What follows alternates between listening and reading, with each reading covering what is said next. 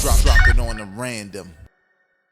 What does joining Hip Hop Now's Patreon mean? It means supporting the kind of hip hop content that keeps you updated on the latest hip hop news and moves. It means supporting the production of content like That Time in Hip Hop and Hip Hop Now Reviews. It means you care about the conversation and preservation of hip hop music and culture. Hip Hop Now Patreon supporters get exclusive access to bonus content, merchandise, and more. Support the movement. Become a supporter of Hip Hop Now podcast today at patreon.com/Hip Hop Now. Coming up on this week's episode of Hip Hop Now podcast, the Recording Academy finally realizes that urban is an insult. Phonte goes at the music industry for shady business, and people get mad at Ice Cube for being Ice Cube. But let's get right to the business. Read these headlines. This album must be gone. This album must be gone. Classic albums are Permanent Hip Hop Podcast.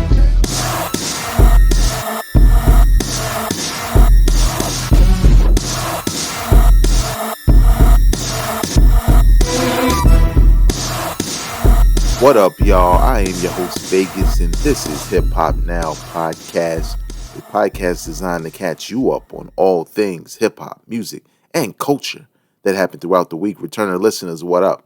Glad you back. I'm back, you back. We all back. Back like Tupac back, whatever. New listeners, I'm glad you came through. Please know, if you like what you hear here, and this goes for returning listeners, make sure to subscribe. Make sure to hit that like button wherever you listen to this podcast. And more importantly, share it with people you know enjoy this kind of content. Shout out to the Patreon supporters out there. Got a couple new Patreon members. First of all, I want to shout out Kennedy, who also came in with the support through Patreon, as well as a Patreon supporter who wanted to remain anonymous, but did say this: let's thank everyone who is on the front lines protesting peacefully, everyone who supports indie artists and content creators for keeping us sane during the craziest of times. Enough said. Please know that this podcast is available wherever you listen to podcasts. All you got to do is search for the words Hip Hop Now Podcast in your favorite podcasting app. And if you'd like to become a Patreon supporter, all you got to do is go to patreon.com/hiphopnow and support the movement. What is Patreon? Why are these people donating to this podcast? Well, briefly, I will tell you. It's all about helping to produce this podcast. There are a number of things that I've done over the years to improve this podcast, production-wise, even promotion-wise, and not helped, because I did it myself. I grew this podcast to where it is at this point. But as I just celebrated 200 episodes, and you can check out the 200th episode right here on this podcast stream, but as I celebrated 200 episodes, and as it was approaching, I thought to myself, how many people really want this podcast to grow? I know how many people like it based off of how many plays and likes and downloads and streams I get, but how many people truly want to support this kind of content? Because if those people show me through Patreon that they want to do that, then I have the experience and the skills to make it bigger and better, which includes things like turning it into a video podcast. So not only would you have the option to listen to this podcast, but you could also watch it on YouTube. But there's a couple of things that I would just prefer to have production-wise to really make it perfect and professional. Nothing's perfect, but professional at least. So those are things that are being worked on, and it's already in the process. There are a couple of things I've already picked up for this podcast production-wise, thanks to supporters. So just remember, when the sound quality gets better, or you see a couple of other things happening, or you see more content, or whatever the case may be, when you see things getting bigger and better, just know that came exclusively from your support as a patron. So visit patreon.com/hiphop now to become a producer of this very podcast, and let's grow this thing together. Big shout out to hiphopdx.com, allhiphop.com, Ambrosia for Heads. Wait, Ambrosia for Heads is gone, ain't it? Yup, it is. DJBooth.net. Let's get right into the business. I'm just so used to saying it, but shout out to them. You know what I'm saying? That was the time in hip hop. Andre 3000 posted on Instagram for the first time since 2018. And no, it wasn't I'm coming back with Outkast.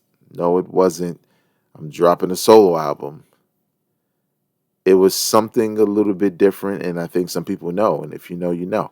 But let's see what he said on Instagram. He said, something very important is happening all over the world, and it's happening to all of us.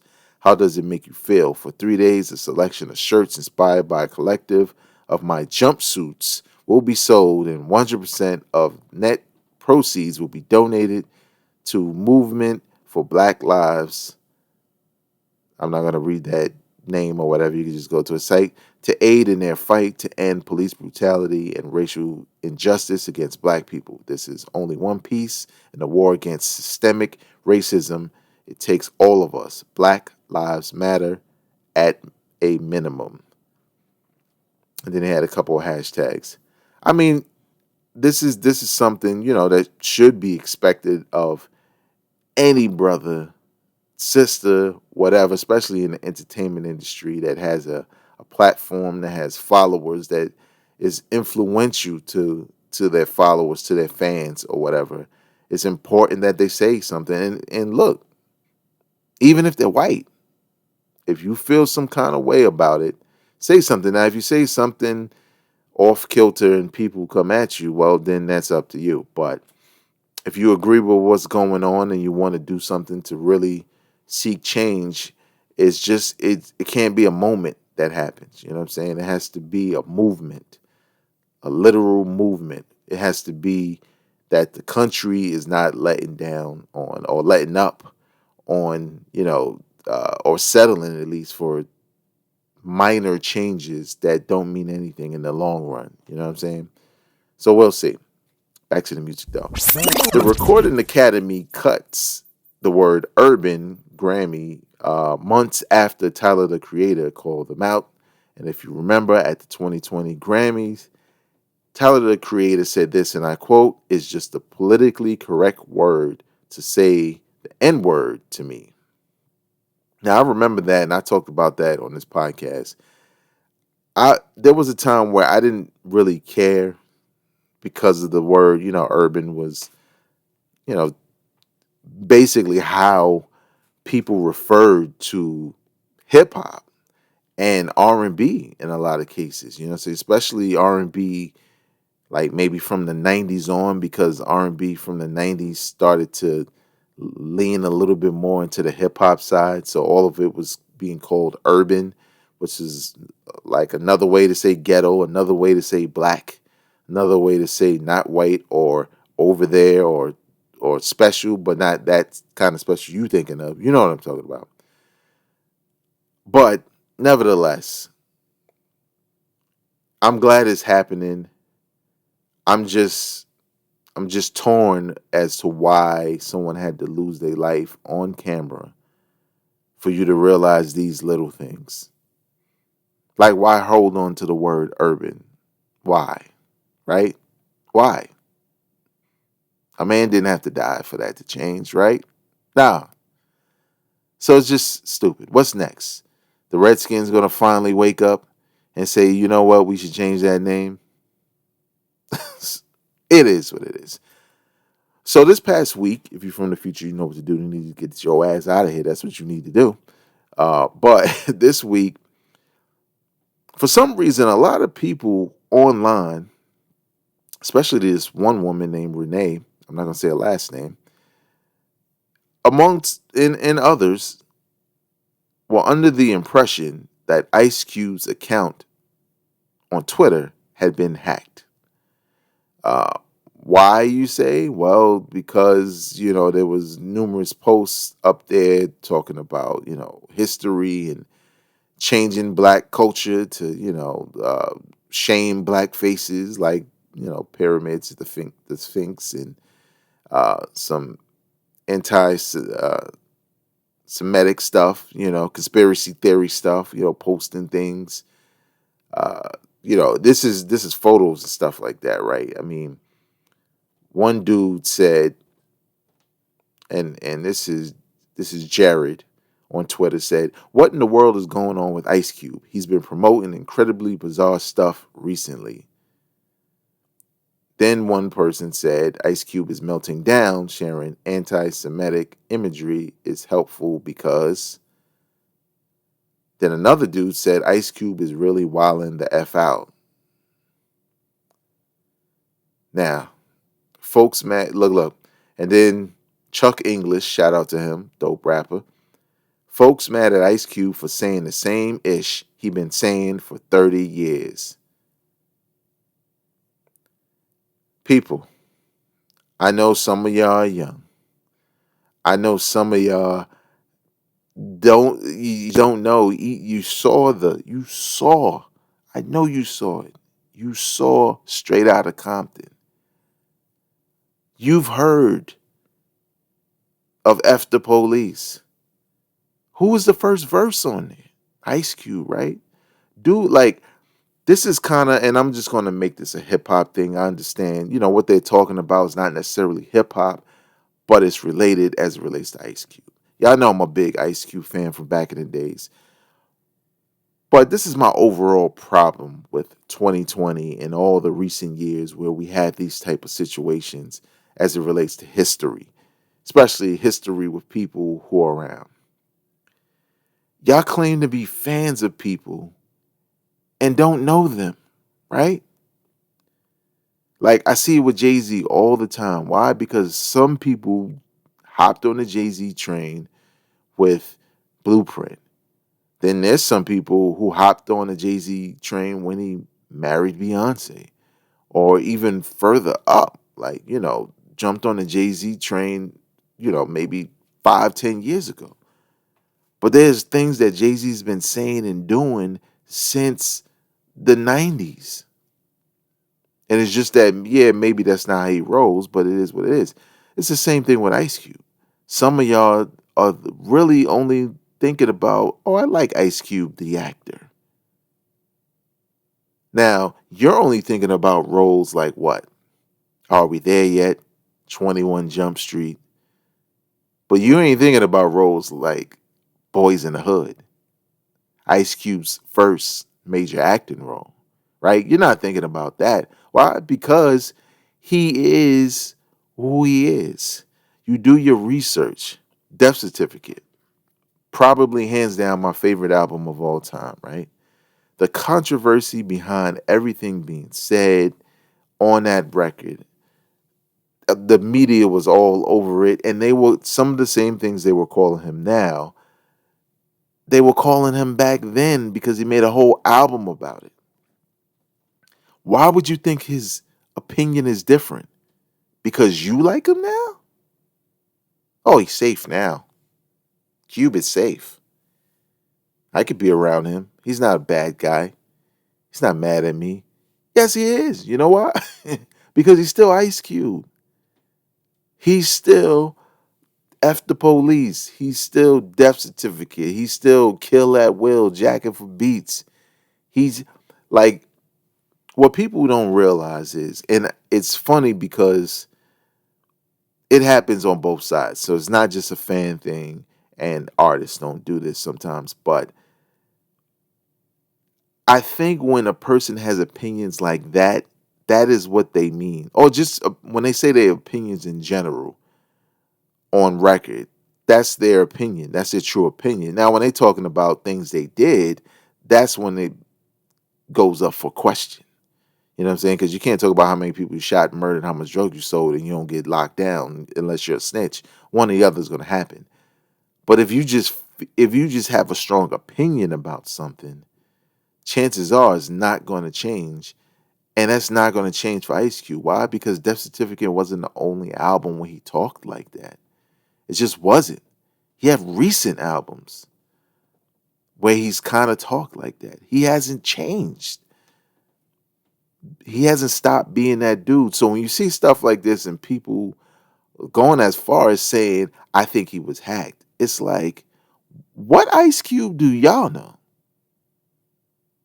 Like, because it can't be the same one.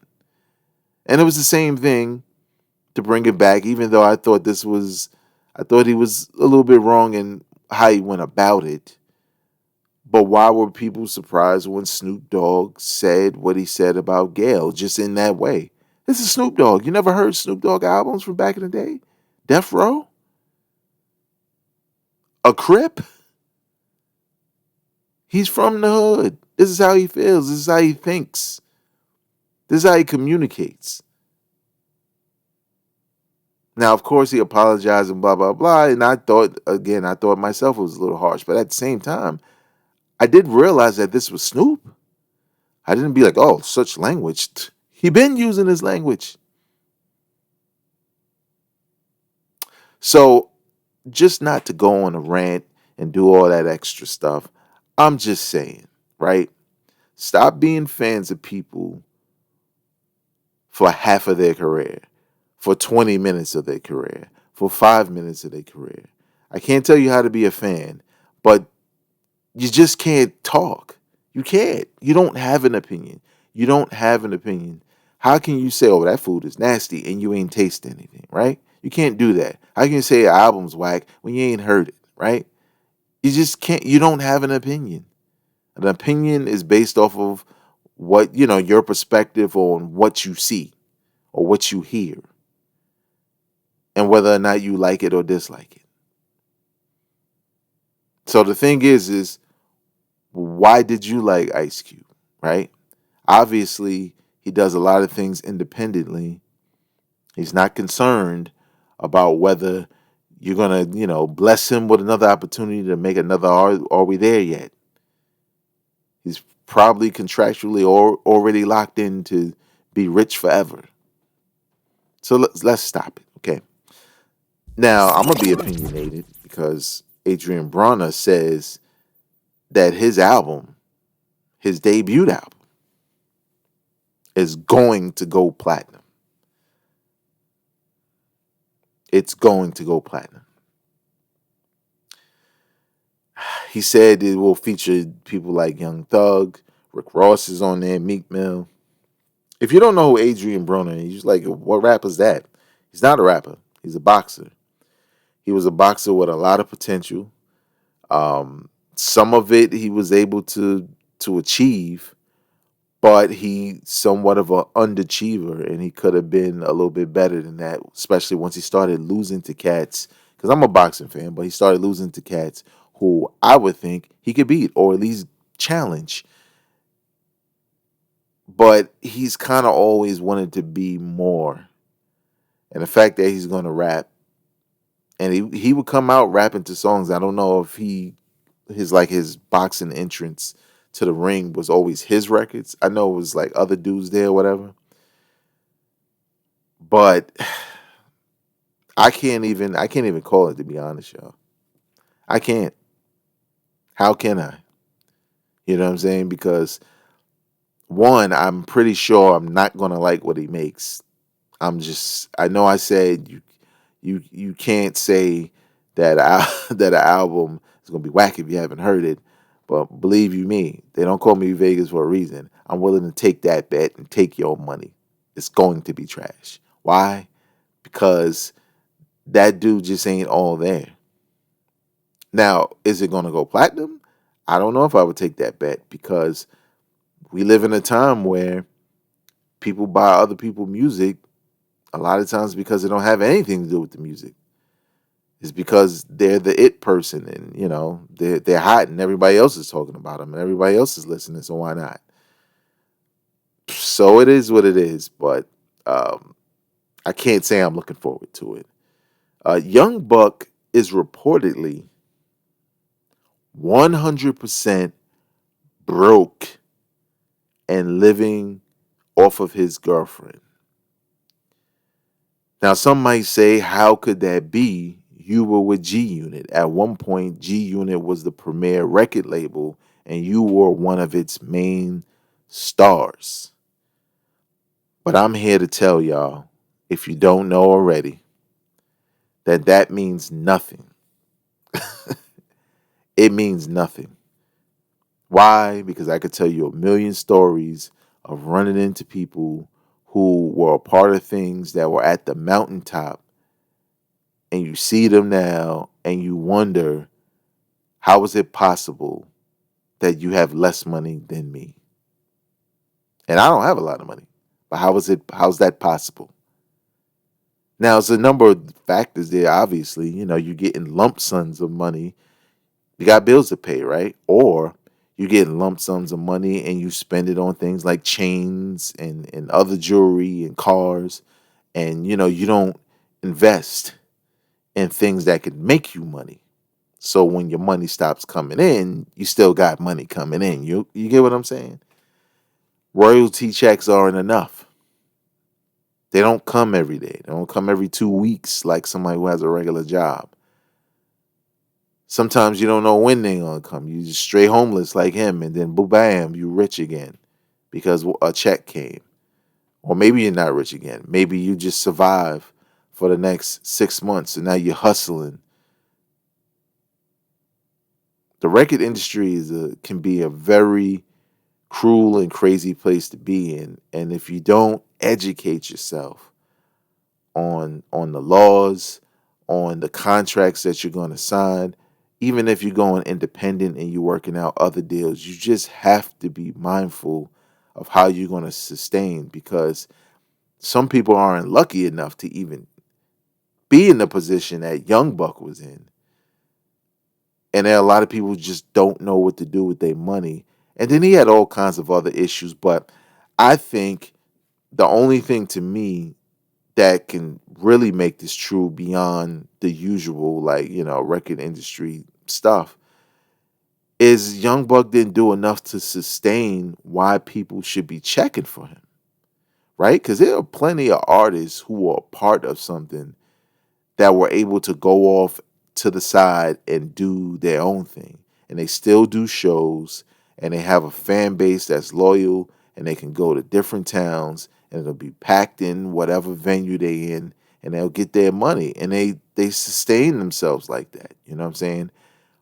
But there's just a lot of people who don't. Their first experience in the game is being at the mountaintop of the industry.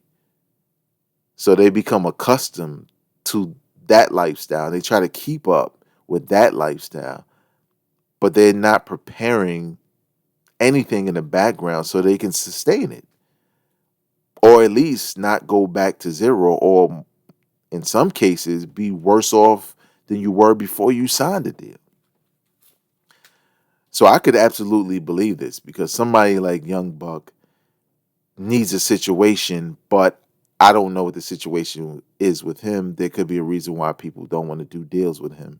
I mean, the dude, I don't know when he's locked up and when he's free. That's kind of how it's been for a minute. So who knows? RZA said that he still got love for UGOD, despite being in a 3-year lawsuit with him. UGOD sued Wu-Tang Clan as a group, but RZA's the head. You know what I'm saying? Always sharp, razor sharp, whatever. Basically insisting that UGOD, saying, him and probably a couple others hadn't received royalties in over 5 years, which is insane, yet believable. And again, and again, and again. You just got to keep your business right now. People are going to do shady things. They're going to look for loopholes. And they're going to use your money to get another situation popping, string you along. But if you don't have anything going on, you need that money. You know what I'm saying? You want it right away. You have things you want to do, but you can't because you don't have your royalties. And again, royalties don't come all the time, but when it's vital and you know it's guaranteed to you, you know it's going to be coming to you at some point. So you know, you're looking for it. You're looking forward to it. Why wouldn't you? You know what I'm saying? So it is what it is, man. Shout out to DJ Premier, whose mother passed away recently. I saw he posted it on Instagram. I know his father passed away maybe a year or so ago. Can't remember. But you know, it's kind of the cycle of life. And at the same time, it's difficult for a lot of people. So obviously, there's people who lost their parents much younger. But you know, in his case, in DJ Premier's case, he had a lot of time with his parents around. You know, they got to see him go from being the young boy, you know, young whippersnapper hip hop fan to DJ to, you know, famous producer in the hip hop game. And that's really dope, you know what I'm saying? Because for anybody who has kids, you know, you set out from when they can't even speak. All they can do is look at you because they just got on Earth. uh, the only thing you could do is start to think about, you know, their future. And, you know, sometimes I'm not saying that everybody got to be DJ Premier, but, you know, sometimes everybody's lives don't pan out that way. And when you're a parent, you know, you from the door, you are worried. Because you still don't want anything. They could be a grown man, you still don't want anything to happen to them. And not just violent stuff or whatever, but in general. So when when kids are successful at doing something they love, like somebody like a DJ Premier, you know, you're happy because he's happy. So rest in peace to his moms and his pops. You know what I'm saying? Um, just a part of life, man. Situation, and he seemed to be dealing with it and taking it well. So or as well as he can in a public setting. So shout out to him.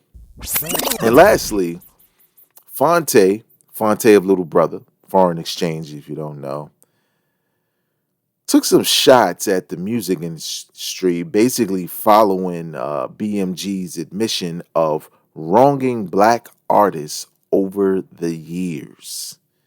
Now, if this ain't the black calling the kettle black, the call of the pot, you know what, or whatever, you know what I'm getting at. But let's read a couple of tweets from Phonte. The entire music business. Well, first of all, let's scroll right back up real quick. This is on hiphopdx.com, so you can visit there to read the whole article. But shortly after catching wind of BMG Rights Management's intent to review their shameful treatment of black artists over the years, Little Brothers Phonte embarked on a music industry targeted diatribe, shedding light on the behind-the-scenes action of a nearly 20-year-old career that has endured both major and indie labels. And here's a quote from Phonte from Twitter. The entire music business was built on predatory lending. A record deal is just a glorified payday loan. Fact. I added the fact. That's all I'm saying. I'm thankful for the short time I was signed to a record label because it taught me a lot about myself, mainly that I could never put my creative destiny in someone else's hands.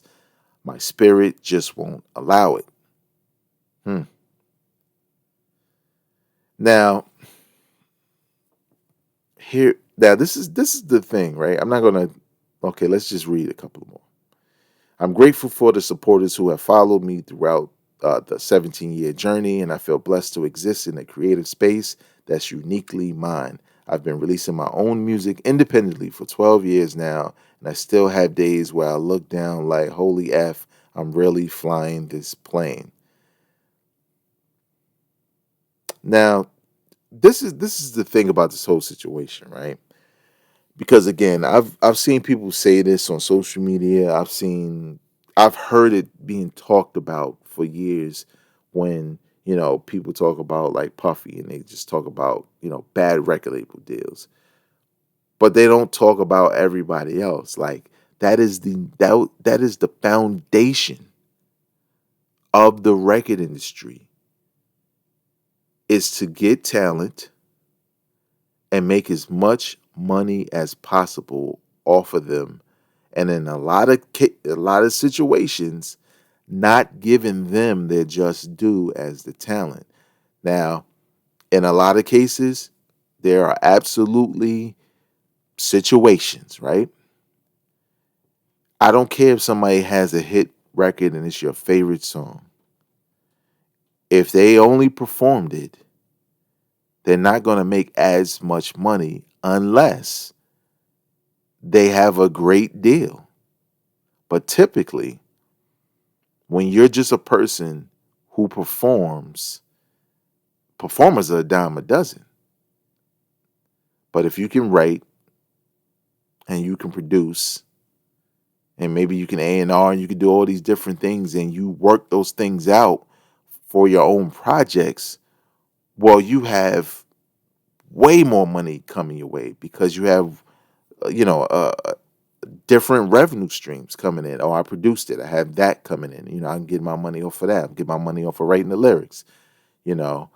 And then the other things that you negotiate that I'm going to take it back to CDs, but how many points you're getting off of per CD, a $10 CD sells, if you making, let's say, I'm just guessing, like 0.5 points, maybe that's 15 cents for every CD sold. Now somebody's going to be like, damn, 15 cents out of $10. Well, if you go diamond, it's more money than you have now, right? But if you're somebody whose deals is crazy where you get $1 off of every CD sold and you move in like diamond numbers, or even if you're getting more, like the point of the matter is it's all about the negotiation of your deals. And the issue is, and I don't know how it keeps happening because it's been happening forever, but everybody says the same thing. Everybody says the same thing. It's like an episode of Rick and Morty or episode of SpongeBob. Everybody's coming into the industry ready to be creative exclusively and are not as concerned about the business side. The record industry is intricate. It ain't just make the music and we pay you a certain percentage. It's not just that. It's so many other things that come along with that. I mean, there's so many small things like people getting co-writer credit when, they didn't even really write the whole joint. But maybe they did something and now they've negotiated where they're a co-writer of a record that you basically wrote. Same thing, with beats. A beat is done and a dude Dr. Dre says, I'm gonna put some cowbells on here and I'm gonna tweak them. It's a Dr. Dre produced record. Who are you? Now, I know I'm exaggerating a little bit, but the point of the matter is you keep hearing the same things about the record industry. And I feel like BMG shouldn't say anything because it's already well known what happens. And yeah, there's a lot of people that's been jerked, but what you going to do? You're going to start paying all of them money that's owed to them? No, hell no, they're not going to do that. It won't be enough. But at some point, I get it. They want to make a statement. They for damn sure don't want to be the next target. They don't want people to turn their attention on to them. But I feel Phonte. But at the same time, I keep wondering, like, well, it happened to a generation before you, and it happened to a generation before them, and a generation before them, and you keep going further and further back. You go further and further back, Jim Crow laws are still in effect. You go so far back, you know what I'm saying? People wearing conch in their hair, when you put your hair, you slick it back like Malcolm X and them, or whatever. Uh, you know what I'm saying? Like, it's been happening for a long time. And you can't tell me, in 2020, especially if you're a new cat and you thirsty to get out the hood, do not complain later, because you got to know that you're signing something crazy. But it's easier said than done. So I'll never fault the artist. But at some point, if you know you're talented and you got something special, you got to be just as engaged with the business as the music. I know that, kind of contradicts itself when you're an artist.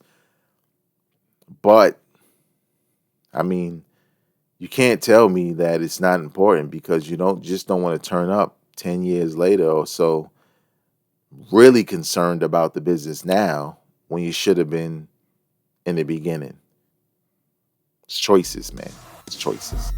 That's going to do it for me for this week. You can follow me on Twitter and Instagram at VegasWorldINC. And if you would like to become a producer and supporter of this podcast, visit patreon.com/hiphopnow. Become a Patreon member. Get exclusive content and some merchandise depending on where you pledge. And I will put your dollars to work in creating more hip-hop content.